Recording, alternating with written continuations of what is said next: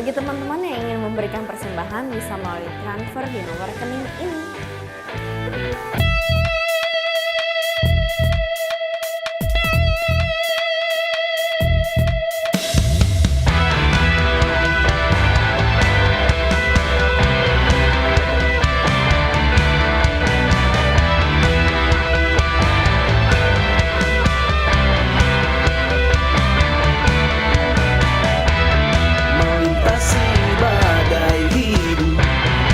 Biarkan ku terjatuh, bukan aman bersamamu, kau besertaku. Terus maju hancurkan musuhku, bersamamu pahlawan hidupku. Tak gentar ku berjalan, sebab Engkaulah kekuatanku. Takkan pernah tergoyahkan, takkan pernah terkalahkan, sebab Engkaulah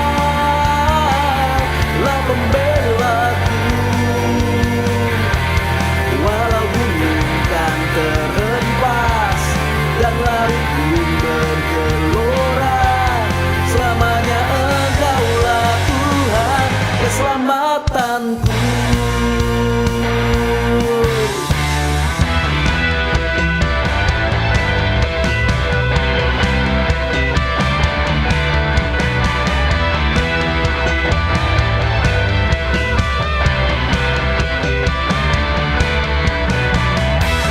Melintasi badai hidup, kau tak biarkan ku terjatuh, bukan aman bersamamu, kau besertaku.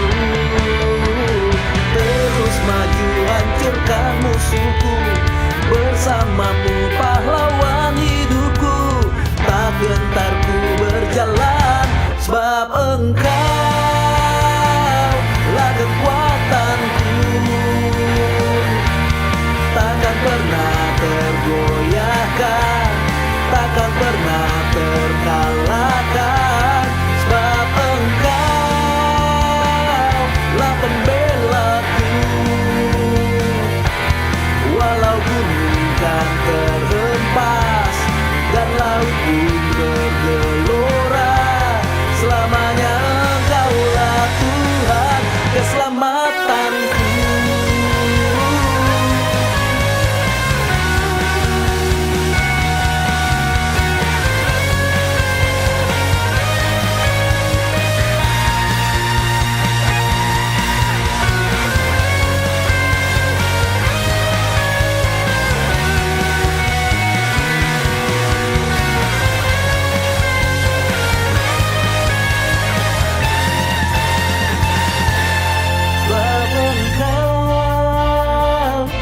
Kekuatanku, takkan pernah tergoyahkan, takkan pernah terkalahkan, sebab Engkaulah kekuatanku. Takkan pernah tergoyahkan, takkan pernah terkalahkan, sebab Engkau pembelaku. Walau gunung kan terhempas dan laut pun bergelora, selamanya Engkaulah Tuhan, selamanya Engkaulah Raja, selamanya Engkaulah Tuhan keselamatanku.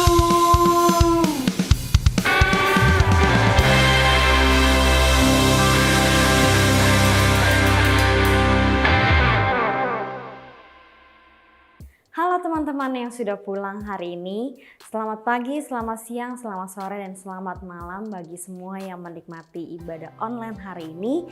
Sebelumnya saya mau mengucapkan happy birthday untuk House of Messianic Encounter yang kedua. Semoga apa yang menjadi cita-citanya Tuhan bisa tergenapi bagi setiap kita di tempat ini. Ada amin? Sebelum kita mendengarkan firman Tuhan, mari kita berdoa.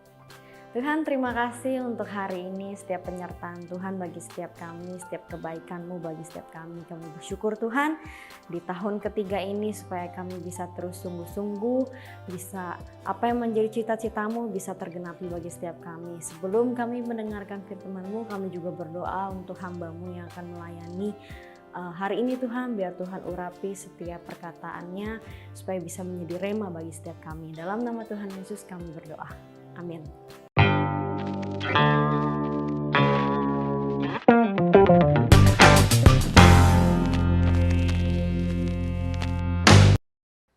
Shalom teman-teman semua, kita ketemu lagi di hari Minggu ini, berarti kita masih sehat, puji Tuhan, masih siap untuk diubahkan lebih baik setiap hari, dan saya percaya setiap kita dalam lindungan Tuhan. Oke, hari ini saya mau sampaikan sesuatu tentang yang namanya persistence. Simpelnya, persistence adalah kegigihan. Gitu. Saya dikasih kisi-kisi bahwa kita lagi sama-sama belajar buat dimuridkan untuk terus taat, setia, dan lain sebagainya. Seringkali kita keliru untuk ketika orang nanti keluar daripada pemuritan tertentu, mungkin bukannya nggak taat sih dia gitu. Tetapi karena mungkin orang yang jadi murid nggak punya kegigihan gitu. Jadi belum tentu setiap orang yang mental dari pemuritan pasti nggak taat. Tapi mungkin aja nggak punya yang namanya persistence ini. Karena dia pikir mungkin ketika dimuridkan akan seolah-olah jadi gampang, harus nyaman buat hidupnya, dan lain-lain seperti itu yang dia pikirkan. Nah, hari ini kita mau belajar dengan detail apa itu persistence. Ada faktor-faktor di dalamnya supaya kita jadi gigih dan kita siap menghadapi apapun proses ketika kita masuk di dalam yang namanya pemuritan itu. Dan kita bisa menikmati semua prosesnya sampai tujuan Tuhan tercapai dalam kehidupan kita. Oke? Nah, simpelnya persisten adalah kemampuan untuk gigih dan punya daya tahan yang kuat untuk melakukan suatu tindakan terus-menerus. Ini susah nih. Ketika kita bicara melakukan sesuatu terus-menerus itu susah. Gampang aja. Kalau kita hari ini misalnya nih, ngangkat gelas air mineral, Anda bilang enteng. Ya, lakukan aja terus-menerus. Lakukan selama 1 jam. Jadi berat nggak? Lakukan selama 3 jam. Kadang-kadang kita bilang ini terlalu berat. No, mungkin karena kita kurang persisten melakukannya. Terus-menerusnya itu loh yang bagian yang susah. Kegigihannya itu loh yang susah. Sebab menjadi murid Yesus itu beda banget sama ketika kita kayak bayangin masuk sekolah yang namanya SD, SMP, SMA. Ya, saya mau bahas 2 nih perbedaannya. Yang pertama, masuk jadi yang namanya murid Yesus itu enggak ada jangka waktunya. Ini yang beda yang kadang-kadang membuat kita tidak siap untuk masuk ke dalam discipleship atau pemuritan akan pengikutan kepada Kristus. Masalahnya ketika kita masuk, Tuhan, aku mau kau muridkan, aku mau jadi maksimal, aku mau mencapai tujuan dalam hidupku, gitu ya. Ini kan doa kita. Amin. Ketika kita bilang, Tuhan, aku mau masuk, yang kita bayangin tuh kayak pemuritan mungkin kayak di sekolah-sekolah yang lain gitu. Padahal ketika kita masuk sekolah, misalnya saya nih, ketika saya mau ajak anak saya nanti mau masuk primary school, SD, saya tahu bahwa saya harus punya persiapan untuk 6 tahun. Karena SD setahu saya 6 tahun, kalau normal loh ya. Kan nggak ada yang, ya saya anggap anak saya normal gitu, nggak bodoh banget sehingga harus SD aja 9-10 tahun, kan itu kan nggak mungkin. Saya persiapkan dananya, saya persiapkan energinya, 6 tahun aja. Tapi kalau Anda ikut murid Yesus, kan Anda nggak bisa begitu. Pak, saya mau dimuridkan, tapi 12 kali aja Pak ya. Habis itu saya lulus, nggak mau lagi. Kan nggak bisa loh. Aku mau dengar pengajaran, tapi ya 3 bulan pertama Pak. Gitu. Kan nggak bisa gitu. Bahkan kalau menurut saya ketika kita bilang, Tuhan aku mau jadi murid Yesus, menurut saya jangka waktunya sampai kita mati. Dan kita akan terus dimuridkan. Kita nggak ada yang tahu waktunya sampai kapan. Dan dalam hidup kita, saya boleh jujur, mungkin nggak ada yang punya persiapan sampai selesai. Karena nggak ada yang tahu tujuan yang Tuhan tetapkan dalam hidup kita itu apa persisnya. Kita cuma mau dimuridkan, lalu kita berharap bertumbuh setiap hari, makin serupa sama Yesus sampai selesai. Jangka waktunya nggak ada. Jadi bayangkan, perbedaannya kita tidak bisa menyiapkan hidup kita, lalu Pak, saya mau dimuridkan sebentar saja, tidak bisa. Tanpa jangka waktu. Demikian juga nanti anak saya lulus sampai SMP, 3 tahun. Udah pasti SMP 3 tahun nggak mungkin berubah. Apapun yang saya mau siapkan, ya 3 tahun. Tapi sekali lagi, pemuritan menjadi murid Yesus, tidak ada jangka waktunya sama sekali. Lalu perbedaannya yang kedua, nah ini yang menarik. Kurikulumnya, standarnya beda-beda. Ya, kurikulumnya beda-beda. Kalau Anda masuk sekolah biasa, itu Anda bisa tanya, ikut kurikulum yang mana? Internasional kah? Internasional plus kah? Yang pengantarnya bahasa Inggris kah? Ada yang bahasa Mandarin sekarang? Ada yang bahasa Indonesia semuanya? Bahasa Jawa setahu saya tidak ada. Ya, semua ada kurikulumnya. Nggak mungkin gini, kamu jadi orang tua nggak perlu ngajarin anakmu yang SD untuk belajar sin kostan. Mereka kan bilang, apa ini Pak? Ini dunia yang saya nggak ngerti. Dan kamu nggak perlu ajarin itu. Karena di kurikulum nggak ada. Tetapi ketika kita memutuskan jadi murid Yesus, kurikulumnya siapa yang tahu? Setiap orang dimulai, startnya beda-beda loh. Kita bisa jadi murid Yesus bareng-bareng nih, masuk ke tempat yang dimuridkan sama-sama, daftar di som angkatan yang sama misalnya gitu. Bisa masuk, tapi ajarannya bisa beda-beda. Kenapa? Karena kebutuhan kita akan firman beda-beda. Startnya beda-beda. Talenta yang ada dalam hidup kita beda-beda. Dan yang paling penting menurut saya, goalnya Tuhan sama kita beda-beda loh.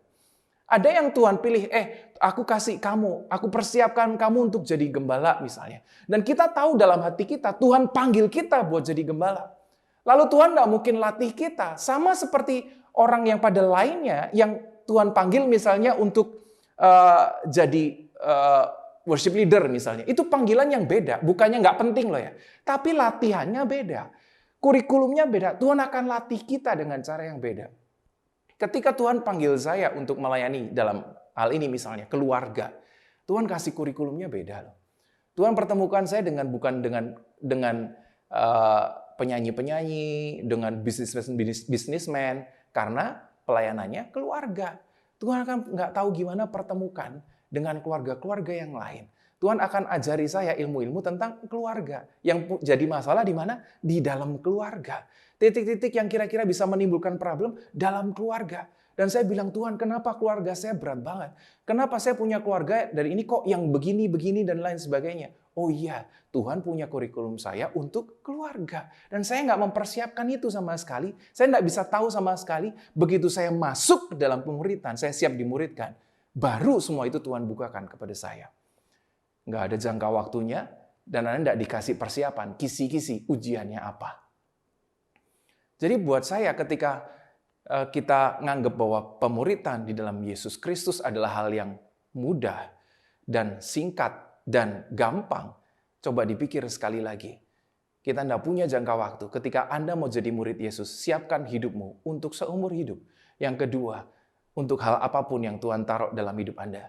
Makin besar tujuan yang Tuhan taruh dalam hidupmu, pasti pelajarannya akan makin susah.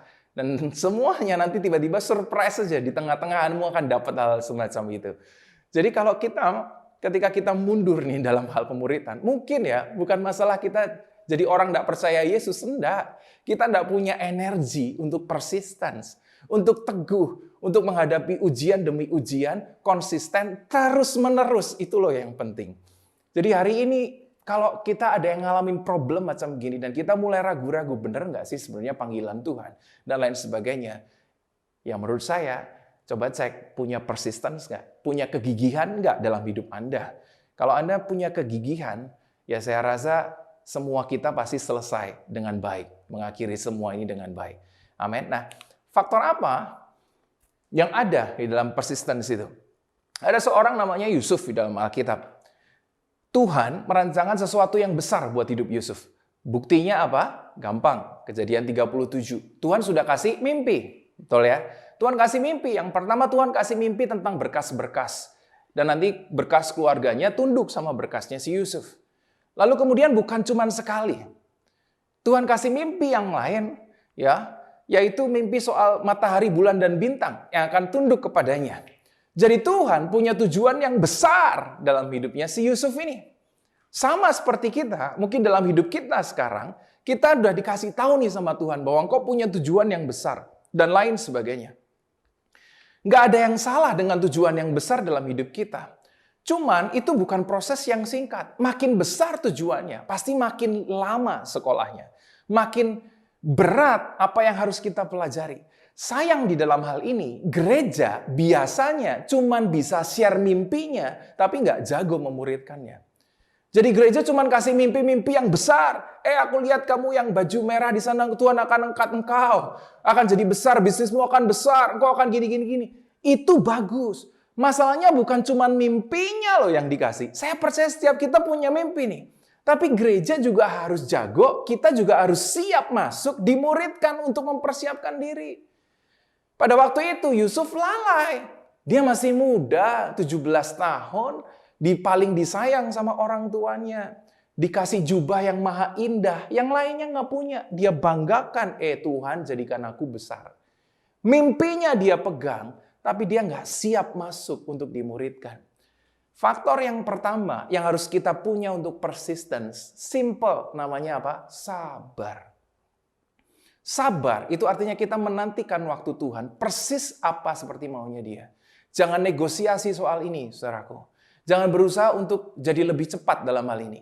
Di antara kita, tidak ada yang tahu sampai kapan kita siap untuk diutus Tuhan sesuai dengan maunya Tuhan. Yusuf lalai dalam hal itu, saudaraku. Jadi ketika dia dapat mimpi, dia sombongkan ke orang tuanya. Saudara, aku ini dapat mimpi, nanti semua kalian akan hormat sama saya. Ya keluarganya stres lah digituin. Padahal Tuhan kan kasih mimpi tujuannya. Tapi Yusuf nggak sabar. Dia ceritakan lagi yang kedua. Sampai bapaknya pun geleng-geleng kepala lihat ini anak. Nanti berarti termasuk papa harus hormat sama kamu katanya. Baca ya Kejadian 37. Dan itu yang terjadi nggak? Ya, memang nantinya itu akan terjadi. Tapi belum waktunya, belum sekarang. Faktor yang pertama, sabar. Kalau Anda bilang kata sabar itu gampang, ya menurut saya yang paling pertama, nikahlah dulu. Nanti kalau nikahlah dulu, Anda yakin masih bisa sabar, mulailah mungkin jadilah pemimpin komsel atau gembala bagi orang lain. Berhubungan dengan orang lain. Jadi pemimpin sebuah perusahaan. Ketika ketemu banyak orang, Anda akan memahami kata sabar dengan cara yang berbeda. Kita bilang sekarang sabar. Loh Tuhan kasih panggilan ke saya besar kok Pak. Saya punya talenta hebat kok. Itu pun terjadi sama saya dulu. Saya pertama kali di gereja, saya tahu persis bahwa Tuhan kasih talenta besar menurut saya. Saudara tahu apa yang saya lakukan? Saya tantang yang bagian orang yang ngurusin sound dan lain sebagainya. Bagusan kamu apa bagusan saya? Gila nggak? Berani gitu loh. Orang kalau masih muda, merasa Tuhan panggil hidupnya, dia ngelakuin hal semacam itu, bukannya salah. Tuhan memang taruh kebaikan dalam hidupnya. Masalahnya belum waktunya. Ayo yang masih muda-muda, yang saya yakin bahwa ada hal besar dalam hidupmu. Untuk lulus dalam ujian ini, kamu perlu satu, namanya kesabaran. Perlu kesabaran. Perlu dimuridkan, tapi konsisten terus-menerus. Itu nggak mudah loh. Taat sama seseorang yang seolah-olah lebih lemah daripada kita. Taat sama seseorang yang seolah-olah menurut kita lebih kurang pintar daripada kita. Taat sama seseorang yang kayaknya kalau diadu menangan kita daripada pemimpin kita. Itu susah. Suatu kali mentor saya ajarin saya begini. Ketika saya lagi pelayanan bareng dan dia katakan, pelayanan itu menarik. Dan Tuhan, ini yang saya tidak tahu kenapa dia bicara itu. Padahal saya tidak pernah cerita betapa sombong dan pongahnya saya sama seperti Yusuf pada waktu itu yang bawa jubah. Kemegahannya gitu ya. Lalu dia cerita gini, kalau Tuhan belum naikkan kamu di posisi tertentu, ikuti aturan pemimpinmu. Loh kalau pemimpin saya salah gimana Pak? Menyesatkan nggak? Tidak misalnya. Salah tapi nggak menyesatkan. Mungkin keliru ya. Kebijakan 1-2 keliru ya. Ya oke lah. Sekalipun dia keliru, taat aja. Tuhan bukan lihat keliru atau benar, tapi lihat ketaatan dalam hidupmu tuh. Menantikan proses. Sampai kapan Pak? Padahal saya tahu loh Pak, misalnya nih, saya yakin saya nyanyi lebih bagus daripada senior saya. Kenapa sih nggak pilih saya untuk jadi pemimpin, tapi kok pilih dia? Taat aja, ada waktunya nanti. Apa yang Tuhan taruh akan dipancarkan dalam hidupmu. Tapi tunggu waktunya, sabar. Dan bagi Yusuf, itu artinya sabar, itu 13 tahun, teman-teman semuanya. 13 tahun. Dari kesombongannya dan lain sebagainya, ya, dia harus 13 tahun menunggu. Sampai akhirnya terjadi mimpi Tuhan. Prosesnya gimana? Di penjara. Prosesnya bagaimana? Anda tahu proses yang pertama Tuhan kasih buat hidupnya Yusuf apa yang diambil? Jubahnya yang maha indah itu. Yang dia sombongkan kemana-mana. Yang dia merasa hebat, yang bapaknya kasih, yang dia percayakan sama hidupnya. Oh nanti semuanya kuwariskan sama kamu. Yang hebat-hebat ku kasih sama kamu. Kamu paling ku sayang. Itu yang pertama diambil. Kamu jadi budak, jubahnya diambil. Mungkin di antara kita, banyak yang mendapatkan panggilan yang sama, bahkan yang lebih besar saya percaya. Tapi satu hal, tanamkan dalam hidup kita. Tunggu sampai waktunya terjadi. Persistence. Yang pertama apa? Sabar. Perjanjian baru ada satu contoh yang bagus. Namanya Petrus. Petrus itu rasul yang hebat enggak? Hebat. Bahkan Tuhan punya tujuan yang spesial enggak buat dia? Punya. Ini rasul lain dibanding murid yang lain. Kalau Anda lihat beberapa tokoh dalam perjanjian baru, itu ada tokoh-tokoh penting. Salah satunya Petrus. Misalnya Paulus juga gitu. Yang lainnya bukannya tidak penting, tapi ada tokoh-tokoh yang kalau Anda baca histori maupun Alkitab, ada yang memang lebih penting gitu. Petrus itu adalah salah satu yang Tuhan tentukan untuk jadi tokoh yang penting di dalam gereja Tuhan sampai sekarang. Di mana ada ayatnya buktinya Matius 16. Itu waktu Yesus tanya, siapakah aku ini kepada orang-orang? Ya kan, ada yang jawab ini, ada yang jawab itu. Lalu Petrus jawab, no, kamu Mesias. Dan Tuhan bilang begini, kalau Anda baca ayat Matius 16, Tuhan bilang begini, ya. Simon Petrus, ya, Simon, lalu kemudian setelah Simon bilang bahwa kau adalah Mesias, dipanggil lagi bukan Simon, tetapi dipanggil sebagai Petrus. Itu diganti namanya sama Tuhan Yesus. Simon itu artinya lalang, orang yang gampang goyah. Jadi kalau Anda lihat Simon Petrus, yang dulu adalah orang yang gampang goyah, buktinya ada nggak di Alkitab? Oh iya. Tapi Tuhan udah punya tujuan besar nih, bahwa yang namanya Simon yang gampang goyah akan jadi Petrus, Petra, batu karang. Dan di atas batu ini akan didirikan gereja. Itu yang diambil sebagai orang Katolik ya. Dan pada akhirnya di mana makam Petrus? Ya udah, kalau Anda tahu pusatnya gereja Katolik, makamnya di mana? Ya di bawahnya itu. Dianggap sebagai dasar daripada gereja yang ada sampai sekarang. Oh, Simon Petrus punya tujuan yang besar. Siapa yang ngomong? Tuhan Yesus sendiri kok. Dan Anda tahu bahwa dia belum mencapai waktunya, tapi sombongnya udah duluan. Kalau Anda lihat pembicaraan rasul-rasul pada saat itu salah satunya adalah, siapa yang paling besar di antara kita? Siapa yang paling hebat? Oh iya, siapa yang mau jalan di atas air? Aku, kata Petrus gitu.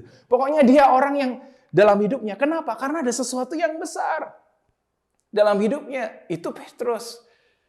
Bukannya salah loh, tujuannya baik. Masalahnya, waktunya belum tiba. Makanya ketika Anda lihat sebuah perikop yang sangat terkenal, ada Petrus menyangkal Tuhan 3 kali, itu memang udah begitu. Gitu. Kenapa belum ready aja? Belum sampai poin di mana Tuhan memang tentukan dia buat jadi Petrus, rasul dasar daripada gereja. Tuhan, aku nggak akan menyangkal engkau.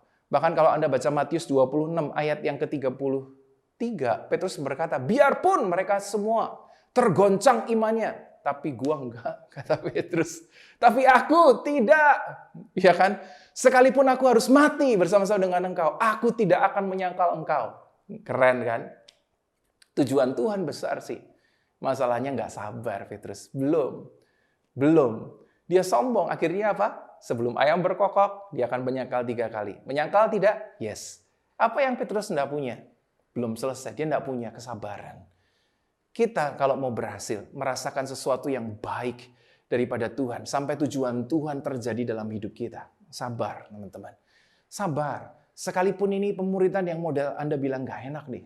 Nih gembalaku nih emang kadang-kadang bikin materinya agak kurang ajar nih. Misalnya gitu, kamu jengkel sendiri. Kan gereja sebelah kayaknya lebih bagus. Kita tergoda ikut sebelah gitu.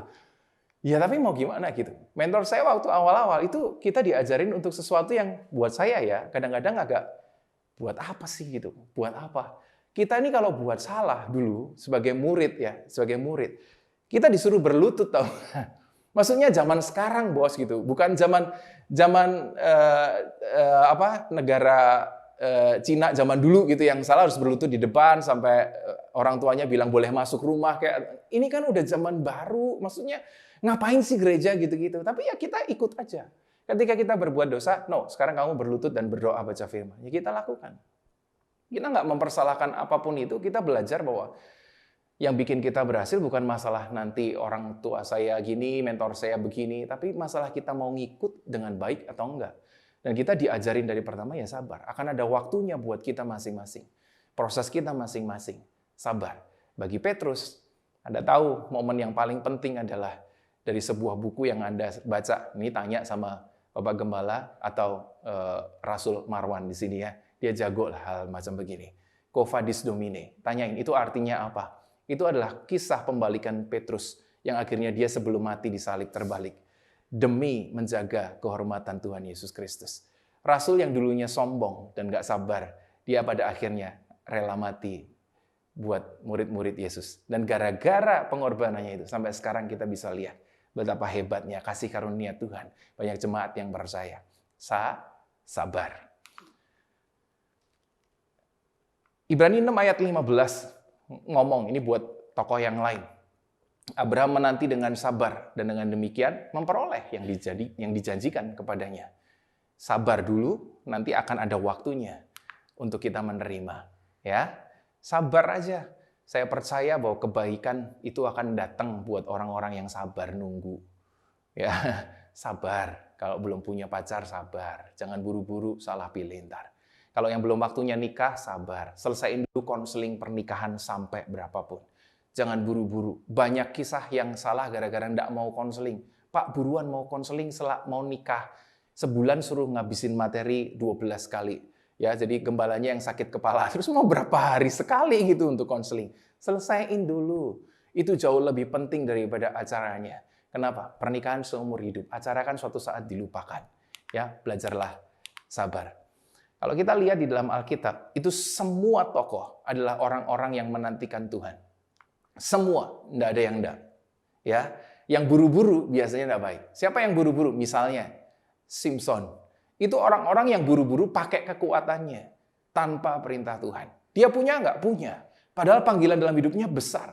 Tapi kekuatannya akhirnya dipakai untuk bunuhin binatang, untuk main sama perempuan, dan lain sebagainya. Kenapa? Enggak sabar. Tapi kalau kita lihat tadi Yusuf berapa? 13 tahun. Daud berapa tahun sebelum dia jadi raja?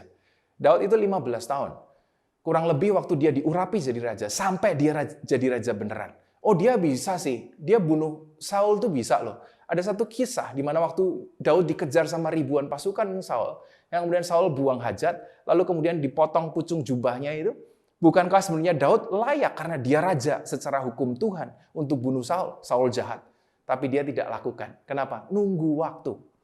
Aku nggak boleh untuk membunuh Tuanku. Aku nggak boleh bertindak sama Tuanku. Belum waktunya. Dan pada akhirnya, pada umur yang ke-30 tahun, terjadilah apa yang Tuhan janjikan dalam hidupnya. Ya, sabar. Abraham, dari janji Tuhan, berapa puluh tahun? 25 tahun. Dan seterusnya, ada janji-janji Tuhan berikutnya. Tapi panjang prosesnya. Bukan proses yang singkat. Kaleb, ini yang paling lama menurut saya dalam Alkitab. Tapi nanti kita bahas tempat yang lain. Nah, faktor yang kedua selain kesabaran teman-teman, namanya adalah ketekunan. Persistence itu isinya dua. Sabar, tapi bukan cuma sabar. Konsisten sabar dan melakukan hal yang sama. Terus-menerus, tidak jadi lelah. Ini yang susahnya setengah mati. Ketekunan tuh bicara begini. Baca Roma 5 ayat 3 dan 4 ya. Dan bukan hanya itu saja, kita malah bermegah juga dalam kesengsaraan kita. Karena kita tahu bahwa kesengsaraan itu menimbulkan ketekunan.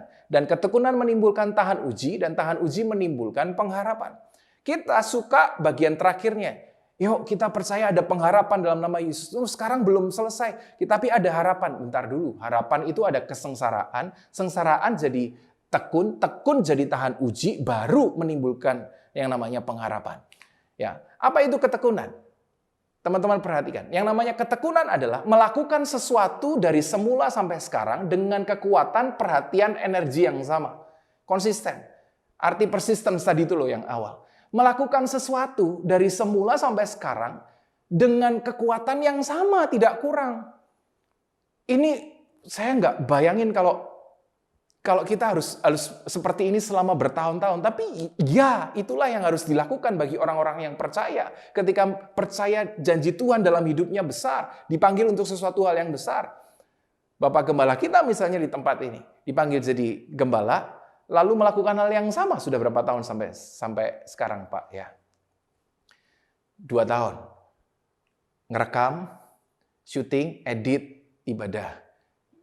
WL, main musik, khotbah, sharing, kunjungan. Kadang-kadang nggak ada yang datang. Zoom, kameranya dimatiin. Ya kan? Terus kemudian kecil. Tapi melayani orang-orang seperti itu berapa tahun loh? Berapa tahun? 1 tahun pertama mungkin jadi sesuatu yang masih, ayo semangatlah. Tuhan panggil kita jadi gereja yang hebat. Ya, 1 tahun pertama. Sekarang 2 tahun. Kita nggak ada yang tahu loh. Sampai nanti tiba-tiba apa yang Tuhan taruh terjadi beneran. Apa yang Tuhan janjikan terjadi. Kita nggak tahu sampai berapa lama. Tapi rela nggak melakukan hal yang sama tanpa kurang energi itu loh. Dulu aja nih waktu kita ibadah masuk dalam kondisi belum pandemi, itu rasa moodnya tuh beda banget. Ketika pandemi ini ya, jujur nih di terakhir pandemi, kita tuh ibadah udah kayak ya yang penting ibadah lah, udah mau jam 8, jam 10, pokoknya online lah udah ibadah. Kadang-kadang sambil bikin mie gitu masih bisa ibadah, sambil main handphone, sambil balesin chat. Beda, dulu waktu kita ibadah sebelum pandemi, kita jam 7 udah mandi, siap-siap. Wow, yuk kita gereja, yuk kita memuji Tuhan, yuk kita semangat. Begitu terjadi kesusahan, kok hilang ya rasa itu gitu. Lah sekarang setelah selesai pandemi, lebih hilang lagi malahan. Yang udah kebiasaan online banyak yang nggak mau balik loh. Fakta itu. Di mana dulu waktu Anda bilang aku cinta Tuhan, siap dimuridkan itu, di mana gitu perasaan itu? Sekarang baru kena pandemi, untung kita nggak kena COVID-nya, untung kita nggak kena dampaknya secara parah sampai kita nggak bisa nafas, sampai kita bahkan ada yang meninggal dan lain sebagainya. Tapi di mana kekuatan itu? Ketekunan adalah ketika kita melakukan hal yang sama terus-menerus dengan energi yang sama persisnya itu loh. Menurut saya itu kok nggak mudah sama sekali ya. Itu sesuatu yang susah. Kita berdoa untuk orang yang belum percaya, keluarga kita. Kita berdoa 1 tahun mungkin bisa, 2 tahun bisa. Kalau udah 10 tahun misalnya. Saya punya kenalan, doain orang tuanya 14 tahun. 14 tahun, baru akhirnya dia menyebut nama Yesus dalam hidup orang tuanya. Saya percaya itu nggak mudah loh. Setiap hari berdoa tidak bolong, nggak berhenti untuk berdoa untuk hal yang sama, pertobatan. Dan terjadi di tahun ke-14. Mending kalau terjadi di hari ke-14, itu masih mudah. Masih mudah buat kita. Puasa 3 hari mungkin gampang. Makanya di gereja kita dulu dibiasakan puasa 40 hari. Itu susah loh. Puasanya nggak usah bukan gini loh. Puasa bukan yang nggak boleh makan nggak boleh makan sama sekali, nggak. Puasanya nggak boleh makan daging. Itu yang nyebelin kadang-kadang. Jadi 40 hari makannya sayur, telur, pecel, sayur, telur, Indomie, akhirnya Indomie. Makanya gitu terus. Susah loh itu. Konsisten tetap. Hari pertama kita puasa, Tuhan pasti bekerja. Oh semangat. 3 hari, seminggu saya yakin masih gampang. Setelah lewat 10 hari, 14 hari, itu kamu lihat pecel kayak, iya Tuhan, kenapa sih gini lagi? Sukacitanya kemana? Padahal itu baru 2 minggu. Mengikut Yesus tidak ada jangka waktunya. Anda dimuridkan sekarang, melakukan sekarang, doa sekarang, komsel sekarang, baca firman, sampai 10 tahun lagi ke depan, 20 tahun lagi ke depan, masih punya kekuatan yang sama Anda. Kalau kita tidak punya kekuatan itu, kamu tidak persistence. Kalau kita nggak persisten, nggak teguh, kita akan disebut Alkitab orang-orang yang mudah digoyahkan. Kenapa? Kakinya nggak kuat. Kita nggak berdiri dalam dasar yang kuat. Mungkin bukannya kita nggak setia loh. Kita masih cinta Tuhan. Masalahnya kita nggak kuat ngadepin hal semacam ini. Itu sebabnya hari ini kita belajar sabar. Tekun itu suatu hal yang penting. Kalau Anda ingat ada sebuah kisah yang ini dulu menginspirasi saya waktu zaman sekolah gitu ya. Ayo teman-teman rajin semuanya. Ayo tekun. Ada seorang tokoh yang membuat bola lampu, namanya Thomas Alva Edison, semuanya tahu lah. Berapa kali dia gagal? 10.000 gitu. Tapi kalau Anda lihat dia nggak bilang dia gagal. Dia menemukan 9.999 cara yang kebetulan tidak berhasil. Tapi dia tetap konsisten nyoba cara yang sama dari pertama sampai akhirnya ketemu. 10.000 berhasil gitu loh. Itu sudah sebuah perbedaan yang besar. Dia nggak bertahan lawan kegagalan. Dia mencari 10.000 cara yang berhasil. Nah kita orang Kristen harusnya punya cara yang seperti itu. Kalau penginjilan kita gagal hari ini, injili lagi. Kalau penginjilan kita gagal, injili lagi dengan cara yang lain. Temukan banyak cara sampai berhasil. Jangan berhenti, itu namanya tekun. Bukan bertahan karena kesusahan, tetapi kita tidak bilang kita gagal, tapi kita percaya ada sesuatu yang membuat kita berhasil di depan sana. Dan kita terus melakukan hal yang sama, terus-menerus, tidak berhenti, sampai akhirnya terjadi dalam kehidupan kita. Berapa tahun waktunya? Tidak tahu. Tanyakan kepada Tuhan kita buat hidup kita masing-masing. Menurut saya sekali lagi, semakin Tuhan punya panggilan yang besar untuk hidup kita, pasti engkau akan dimuridkan dengan cara yang lebih berat, berbeda dibanding yang lain. Ya siapkan aja, saya pun tidak tahu berapa lama. Kalau menurut program gereja, ya 3 bulan sih. Menurut program gereja, itu som 1. Nanti ada yang kedua tuh, nanti 3 bulan lagi gitu. Nanti setahun, udah bolehlah dibaptis, kemudian pelayanan, boleh. Itu menurut program gereja. Tapi kalau menurut Yesus, ya saya tidak tahu. Mungkin kalau buat saya sih, kayaknya sih dimuridkan sampai kita mati. Saya pun tidak tahu. Jadi doa, silakan berdoa masing-masing ya. Di dalam Alkitab ada satu contoh, saya akan mengakhiri dengan ini. Yang tadi kita sebut sama-sama. Namanya Kaleb. Kaleb itu kalau Anda baca, ya, dia adalah orang yang temannya si 12 pengintai itu. Ketika dia berhasil kan cuma 2 yang benar. Joshua dan Kaleb, Anda tahu itu kisahnya. Si Kaleb ini adalah orang yang menemani sampai akhirnya masuk ke tanah itu, dan kemudian akhirnya dia sebenarnya dia berhak atas bagian yang terbaik daripada tanah Kanaan. Ya, daripada tanah Kanaan. Harusnya dia pemimpinnya, cuma 2 dari yang lain kok. Dia harusnya berhak. Tapi kalau Anda baca nih ya, jadi sekarang, wah ini menarik nih. Sesungguhnya Tuhan telah memelihara hidupku seperti yang dijanjikannya. Kini sudah 45 tahun lamanya. Wis. Sejak diucapkan Tuhan firman itu kepada Musa.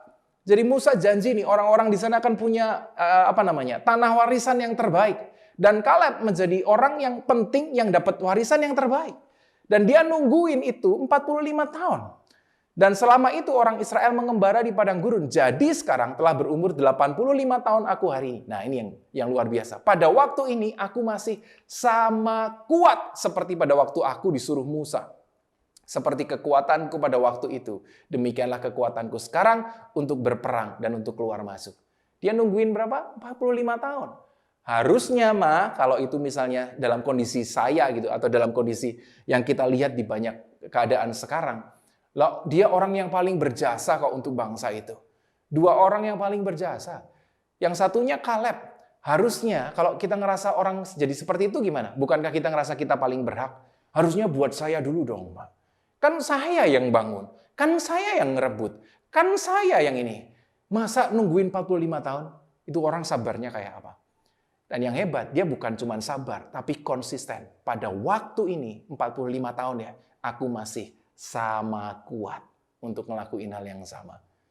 Ini bukan hal yang mudah loh teman-teman. Anda bisa bertahan 1-2 hari di tempat yang sama, tapi kalau udah 45 tahun, itu butuh kekuatan yang ekstra, sabar yang ekstra, dan kekuatan yang luar biasa. Tapi terjadi enggak? Terjadi. Makanya firman tadi kita kembali, Roma 5 ayat 3. Lewat kesengsaraan itu akhirnya timbul yang namanya ketekunan. Sabar ditambah ketekunan. Persistence untuk melakukan sesuatu. Nah dari situ baru kita disebut sebagai orang yang tahan uji. Kalau kita udah sampai orang yang tahan uji, Alkitab katakan begini loh. Kita ini bisa bermegah dalam kesengsaraan. Tanda di mana kita jadi orang yang tahan uji gimana? Kamu bisa nyombong, bermegah tuh, boasting tuh sombong. Mobilku baru loh, gue beli ini loh, versi ini loh, gitu. Aku beli item bagus loh di game misalnya gitu. Kamu pamerin itu, kenapa? Itu boasting. Lah bagi orang yang udah punya persistence, dia akan sombongin apa? Kesengsaraan. Suruh puasa 40 hari. Gampang gitu. Ya sombong-sombong gimana gitu ya. Tapi ya itu yang terjadi. Anda nggak ngelihat kesusahan di balik orang-orang yang seperti ini, yang punya persistensi. Sekalipun sudah dididik sedemikian rupa, tantangannya banyak, ujiannya banyak. Tapi kok orang ini kok hebat banget ya, tenang gitu pembawaannya. Persistensi dia. Jadi bagi dia, kesengsaraan itu layak untuk dimegahkan. Dia nggak megahkan kekuatannya, ya faktanya sampai hari ini gue lewat kok. Dan itu adalah hal-hal yang bisa dilewati. Itu di dalam hidupnya, saya yakin udah punya kekuatan luar biasa. Kalau kita begitu sabar, lalu kita tekun, punya kita yang namanya tahan uji. Baru dari sana muncul yang namanya pengharapan. Nah, ayat yang tadi. Dan bukan hanya itu saja, kita malah bermegah juga dalam kesengsaraan kita. Karena kita tahu bahwa kesengsaraan itu menimbulkan ketekunan, dan ketekunan itu yang menimbulkan tahan uji jadi pengharapan. Jadi kalau saya simpulkan, orang yang bisa bertahan adalah orang yang tetap bisa terus stay saat orang yang lain sudah lari. Saat yang lain udah pergi ngilang kemana, ya kamu masih ada di sana. Itu berarti kamu orang yang hebat tuh. Dalam kondisi yang sulit, Anda akan lihat orang-orang yang kabur. Percayalah. Dalam kondisi yang paling tidak enak di dunia ini, Anda yang paling gampang lihat ada orang-orang yang pertama kali kabur lah. Udah. Ya semoga yang kabur bukan gembala Anda duluan, karena semuanya kacau. Tapi Anda akan lihat nih, kalau ada orang yang dalam susah, Anda akan lihat orang itu masuk keluar. Jangan salahkan itu. Ini masalahnya belum tentu mereka orang yang taat dan siap meninggal, nggak taat dan siap meninggalkan Tuhan, tidak. Tapi mereka nggak punya persistensi. Anda akan lihat satu orang masuk, bantu sebentar lari. Orang masuk, bantu sebentar lari. Orang masuk, sebentar lari. Mereka mau sih sebenarnya mencintai Yesus, tapi mereka belum dibentuk persistensi. Teman-teman, hari ini saya mau sarankan buat semua kita, punyailah persistensi. Daripada ya kita ini beruntung sekali, kita dimuridkan dalam kondisi yang kita tahu, orang-orang yang kita kenal. Lebih baik daripada Anda dilempar di lautan atau di hutan dan Anda belajar bertahan hidup kan. Itu kan jauh lebih susah. Mumpung kita dimuridkan oleh orang yang kita kenal, masih belajar lewat firman Tuhan, masih membahas hal yang baik, sekalipun susah, saya percaya itu sudah didesain sedemikian rupa untuk kita tetap aman dan bertumbuh sampai selesai. Ya, jadi punyailah persistence, yaitu kemampuan untuk teguh berdiri dalam segala keadaan dan kita konsisten terus-menerus melakukan hal yang sama. Saya percaya tujuan yang besar itu dalam hidup Anda dan saya akan tergenapi pada waktunya. Sabar, tekun. Tuhan Yesus memberkati. God bless you. Mari kita mempersiapkan diri untuk perjamuan kudus.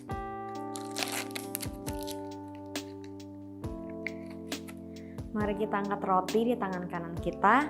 Demikian firman Tuhan, sebab apa yang telah kuteruskan kepadamu, telah aku terima dari Tuhan, yaitu bahwa Tuhan Yesus pada malam waktu ia diserahkan, ia mengambil roti dan sesudah itu ia mengucap syukur atasnya, ia memecah-mecahkannya dan berkata, inilah tubuhku yang diserahkan bagi kamu, perbuatlah ini menjadi peringatan akan aku. Yang percaya bahwa roti di tangan kita ini adalah lambang persekutuan kita dengan tubuh Kristus, kita makan dalam nama Tuhan Yesus.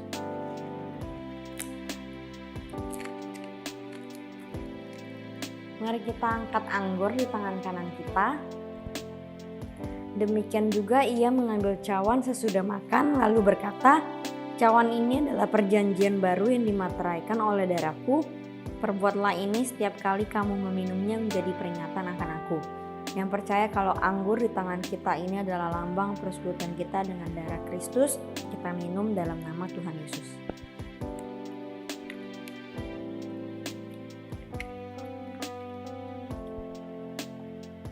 Mari anak-anak yang disayang Tuhan, mari kita nyanyikan doa berkat.